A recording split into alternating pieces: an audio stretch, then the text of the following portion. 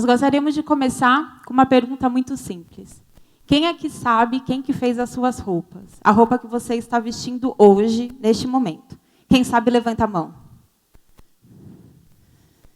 Algumas pessoas só. Olha só. E vocês têm o costume de olhar na etiqueta interna para saber de onde elas vieram? Levanta a mão. Ó, um pouquinho mais, que bom. Mas ainda não é nem metade dessa sala. A gente não tem realmente muito esse costume. Boa tarde, eu sou Heloísa Artuso. Olá, eu sou Fernanda Simon e eu vou começar contando uma história para vocês. No dia 24 de abril de 2013, um acidente abalou o mundo. O Rana Plaza era uma fábrica que abrigava diversas confecções de roupa. Ela desabou em Dhaka, capital de Bangladesh. Mais de 1.100 pessoas morreram. Mais de 2.500 pessoas ficaram gravemente feridas. Muitas dessas pessoas ficaram incapacitadas de trabalhar novamente. Este é considerado o pior acidente da indústria da moda de todos os tempos. Muitas pessoas morreram costurando milhares e milhares de peças para atender à nossa vontade insaciável de consumo. Marcas que provavelmente todo mundo aqui conhece estavam produzindo lá no Rana Plaza. Acidentes como este são frequentes na cadeia da moda, principalmente nos países asiáticos.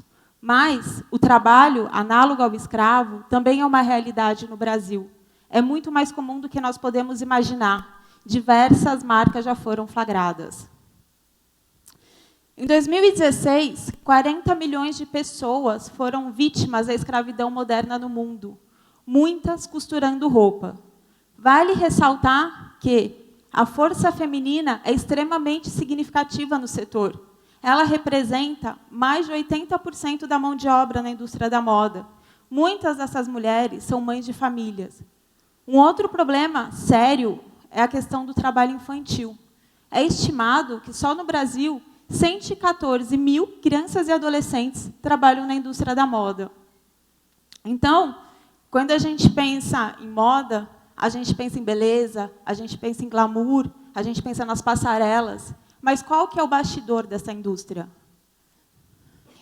Os bastidores da indústria da moda podem esconder grandes impactos ambientais também. A indústria é considerada uma das maiores poluidoras do mundo. Na China ou na Índia, por exemplo, as pessoas têm o costume de dizer que podem prever a cor da próxima temporada só de olhar para as águas dos rios. O cultivo do algodão é responsável sozinho pelo uso de 24% de inseticidas do mundo todo, prejudicando, claro, a biodiversidade local e a saúde dos agricultores. Hoje, nós consumimos 400% a mais do que há 20 anos. A gente adquiriu esse hábito, nas 2 últimas décadas, de consumir mais, em maior velocidade, mas com menor qualidade. Só no bairro do Bom Retiro, um polo de confecção em São Paulo, são descartadas 12 toneladas de retalho por dia. O excesso de descarte e lixo é um dos grandes problemas que o mundo tem enfrentado hoje. Então, esse modelo de produção e consumo muito rápidos que estão imperando o mercado hoje em dia já provaram que não são saudáveis, nem para o ambiente e nem para as pessoas, e pedem por mudanças urgentes. Diante deste cenário, nós percebemos que, definitivamente, a moda precisa de uma revolução. E nós acreditamos que esta revolução começa dentro de cada um de nós. Bom, em 2007, eu tive uma experiência espiritual que mudou minha vida para sempre. Eu percebi que a maneira que eu vivia não estava conectada com a realidade do planeta. Eu me dei conta de questões como mudanças climáticas, limitação de recursos naturais, aumento populacional, crises hídricas, ideológicas, econômicas, e não me sentia mais conectada com o que eu estava fazendo. E, na época, eu estava na faculdade de moda, né, e a moda se tornou algo distante de mim. Bom, eu fui para a Inglaterra em busca de uma nova vida, uma vida mais conectada com a natureza, procurar uma carreira mais humana. E, nessa minha caminhada, eu encontrei marcas e profissionais que trabalhavam com moda ética, ecológica, sustentável. Então, foi quando este universo se abriu na minha vida. Então, eu percebi o poder da conscientização. Eu percebi que a moda pode ser uma chave para a consciência. Então, a partir dessa conscientização sobre os impactos ambientais, os impactos sociais escondidos atrás das nossas roupas, o indivíduo pode perceber, de uma forma sistêmica, de uma forma holística, que nós todos estamos conectados, tudo está conectado. Então, as nossas mudanças de hábitos, por exemplo, o que a gente come, o que a gente veste, o que a gente descarta, o que a gente usa, pode ter um impacto positivo na nossa vida, na vida das outras pessoas, das próximas gerações, no planeta, né?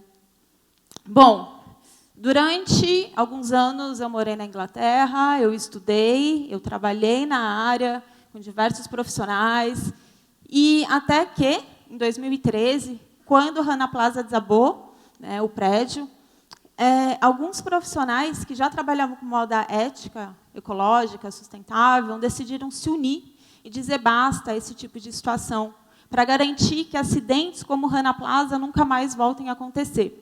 E foi assim que foi criado o Fashion Revolution.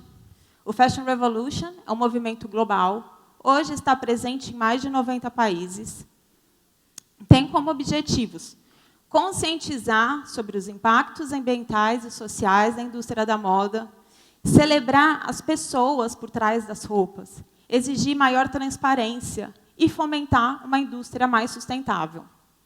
Bom, em 2014, eu voltei para o Brasil, trouxe o movimento para o Brasil, e foi assim que eu e a Heloísa nos encontramos, nos unimos nessa jornada e começamos uma ativação nacional.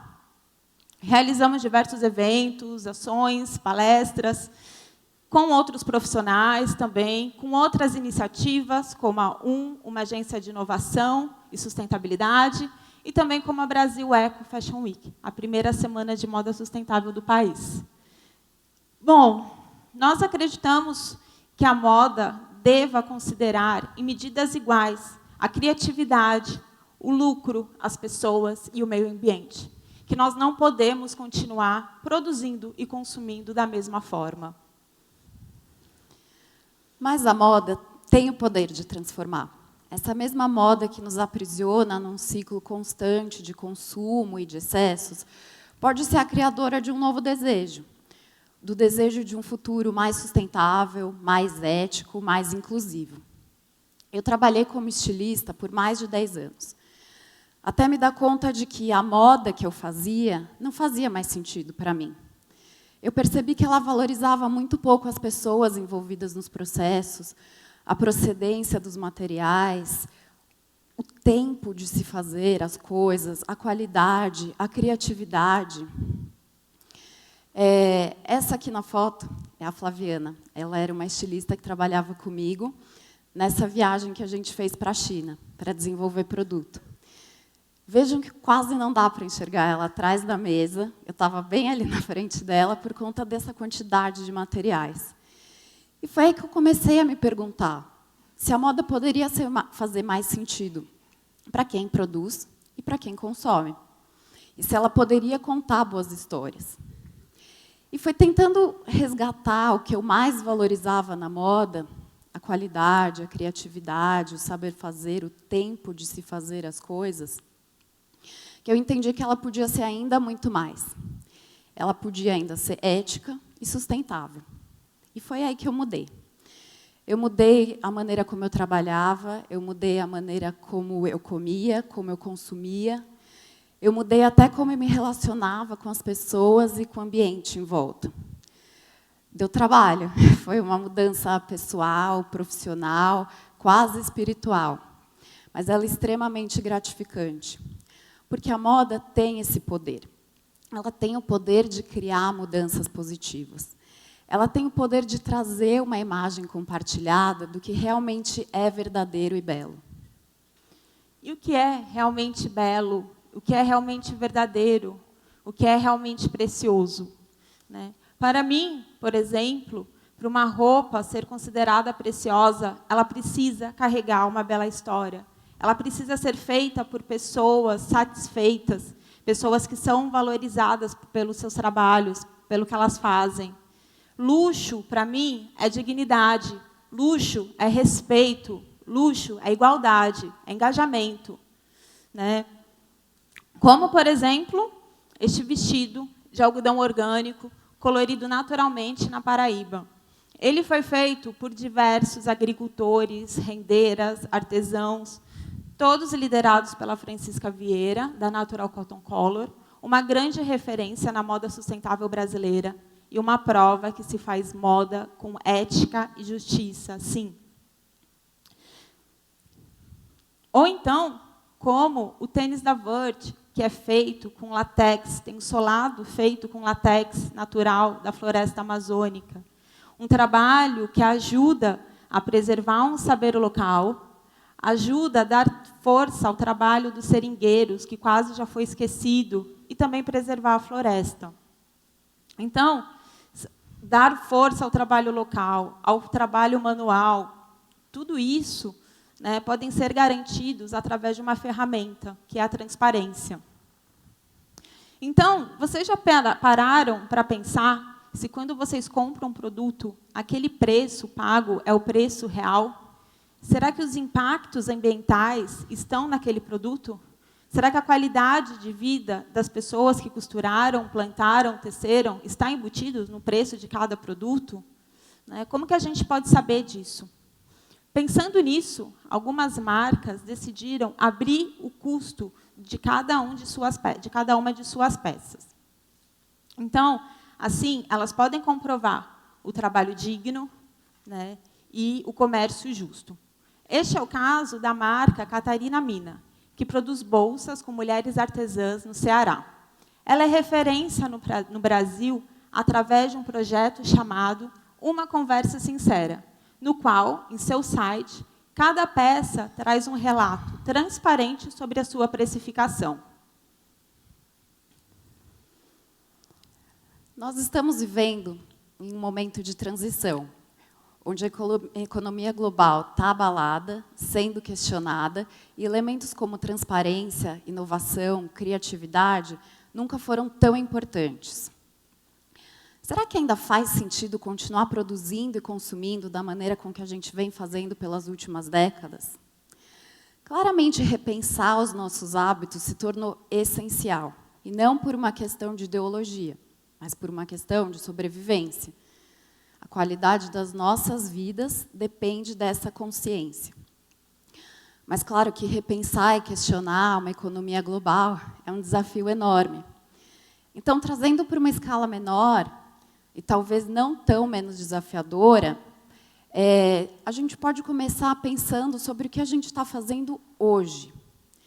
Quais são os impactos das minhas ações no mundo?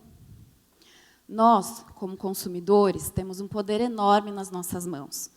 Através do nosso dinheiro, nós incentivamos essa ou aquela marca a continuarem atuando da maneira que atuam.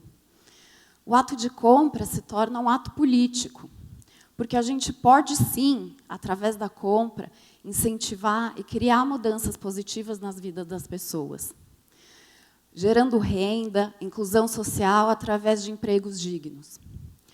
Como, por exemplo, a Pano Social. Eles são um negócio social. Eles atuam em prol da paz social. Então, além de trabalharem com algodão orgânico nas suas coleções, eles também capacitam e empregam ex-presidiários. Esse é o Seu Paulo. Ele foi o primeiro contratado pela Pano Social aos 65 anos. Ele aprendeu a cortar, costurar, modelar sozinho durante os 26 anos em que esteve preso. Ele já faleceu, mas ele acreditava que a costura podia trazer dignidade à vida das pessoas em situação de vulnerabilidade social. Então, transparência, informação nos ajudam a criar escolhas de compras mais inteligentes. Nós podemos pensar na nossa próxima compra se ele é um produto local, se o que eu estou comprando tem procedência ética, se é feito de matéria-prima de baixo impacto, se essa peça é atemporal, se ela tem qualidade para durar. E será que a gente precisa realmente de mais um produto? Será que a gente não pode usar o que a gente tem? Será que a gente não pode cuidar melhor do que a gente tem? Será que a gente não pode trocar com os nossos amigos, frequentar bazares de troca, comprar de segunda mão, customizar nossas roupas, refazer as nossas roupas, alugar roupas, né?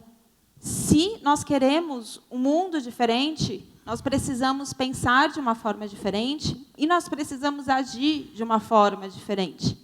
O mais importante é que nós repensemos as nossas roupas, os nossos hábitos. E pensar o que eu posso fazer, o que você pode fazer, né? Qual que será o futuro do amanhã?